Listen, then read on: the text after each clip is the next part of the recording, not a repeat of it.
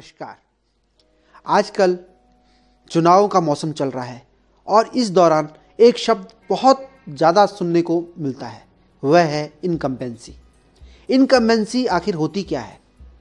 Incumbency का शाब्दिक अर्थ है जो वर्तमान में चल रहा है, अर्थात जो सरकार सत्तारूढ़ है। अब इस इनकम्बेंसी से दो शब्द और निकल जाते हैं। पहला एंटी इनकम्बेंसी। एंटी इनकम्बेंसी का अर्थ होता है कि जो सरकार वर्तमान में सत्तारूढ़ है उसको बदलकर दूसरी सरकार को सत्तारूढ़ करना।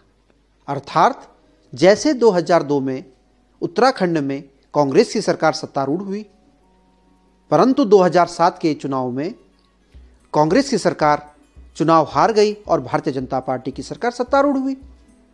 और पुनः 2012 के चुनाव में भारतीय जनता पार्टी की सरकार चुनाव हार गई और कांग्रेस पुनः सत्तारूढ़ हुई। और 2017 के चुनाव में कांग्रेस की सरकार हार गई और भारतीय जनता पार्टी की सरकार सत्तारूढ़ हुई। तो यह हुआ एंटी इनकम्बेंसी।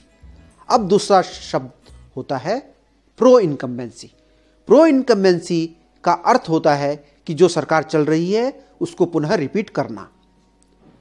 जिस प्रकार 2014 में केंद्र में मोदी की सरकार आई और पुनः 2019 में वह रिपीट हुई, और इसी प्रकार असम में भी पहले भारतीय जनता पार्टी की सरकार थी, उसके बाद जो चुनाव हुए उसमें पुनः भारतीय जनता पार्टी की सरकार रिपीट हुई।